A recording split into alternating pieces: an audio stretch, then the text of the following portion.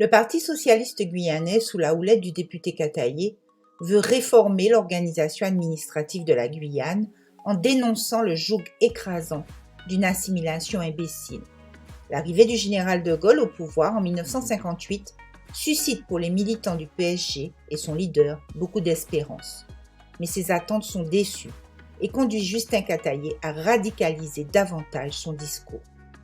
Les partis d'opposition guyanais de l'époque, qui début 59 étaient divisés, ont commencé à retrouver une unité autour de la revendication d'un statut politico-administratif qui tenait en 4 points.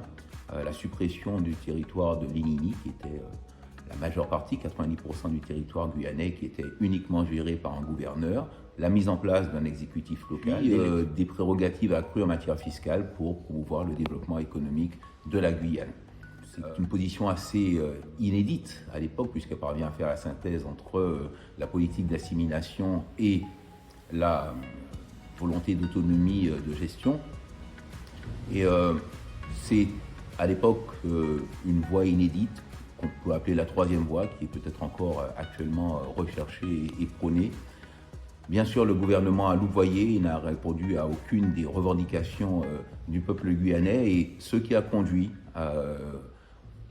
à un rassemblement non plus des forces guyanaises, mais des forces antillo-guyanaises en 3 temps. Le premier temps, ça a été le 10 avril 61 à Basse-Terre, avec le colloque de Basse-Terre qu'on appelle le Bandung des anciennes colonies françaises d'Amérique.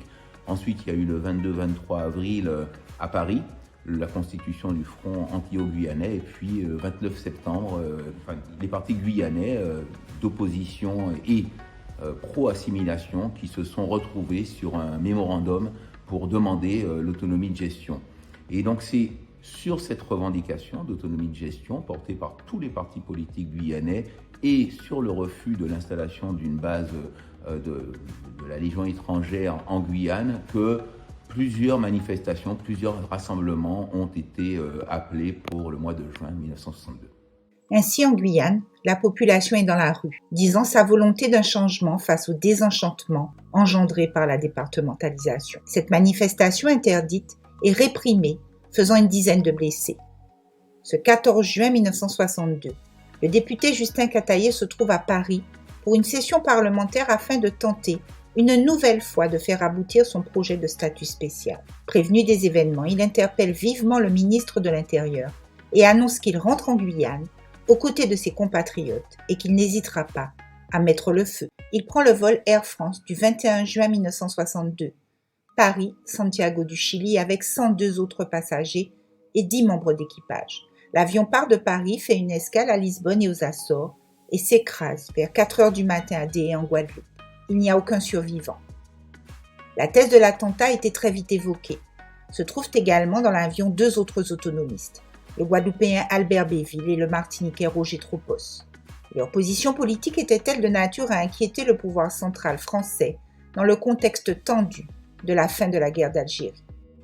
Cette thèse n'a pourtant pas été retenue par les autorités de l'époque, ni en 2016 par la Commission d'information et de recherche historique sur les événements de juin 1962 en Guadeloupe et en Guyane, présidée par l'historien Benjamin Stora. Elle a quand même servi le mythe de l'homme qui devient le symbole de la rébellion pour les populations guyanaises et d'outre-mer. On peut dire de Justin Kataïé qu'il était ambitieux, volontaire, fougueux, dynamique, démagogue, voire parce qu'il savait pratiquer l'art du bluff. En réalité, c'était un humaniste épris de justice.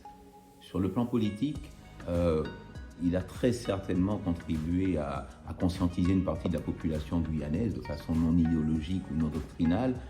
Il a parfois été considéré comme un indépendantiste, à tort me semble-t-il, parce que bien au contraire, il avait participé à la Seconde Guerre mondiale et je pense qu'il était viscéralement attaché à la France.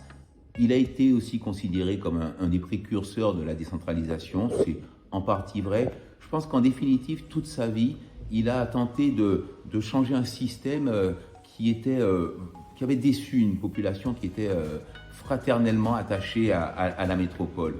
Le legs principal de Justin Kataïé à la Guyane est Justin Kataïé lui-même, parce que rarement dans l'histoire de la Guyane, le territoire a été aussi étroitement lié à la personnalité politique de ses représentants. Et à tel point qu'un député de Seine-et-Oise, Jean-Paul David, disait de Cataillé la Guyane sera peut-être un jour mieux servie ou mieux défendue. Il est difficile de croire qu'elle soit un jour mieux aimée. Justin Cataillé a inventé une troisième voie, celle de vouloir concilier à la fois l'appartenance indiscutable à la nation française et la gestion autonome des affaires locales. Justin Cataillé fait figure de rebelle. Il s'est battu pour que les Guyanais, notamment les plus démunis, ne se sentent plus ni des citoyens de seconde zone, ni des colonisés. C'est toutefois un rebelle qui a peur de l'indépendance et qui reste un patriote attaché à la France. Sa disparition tragique a fait de lui un héros, un symbole, mais aussi un mythe.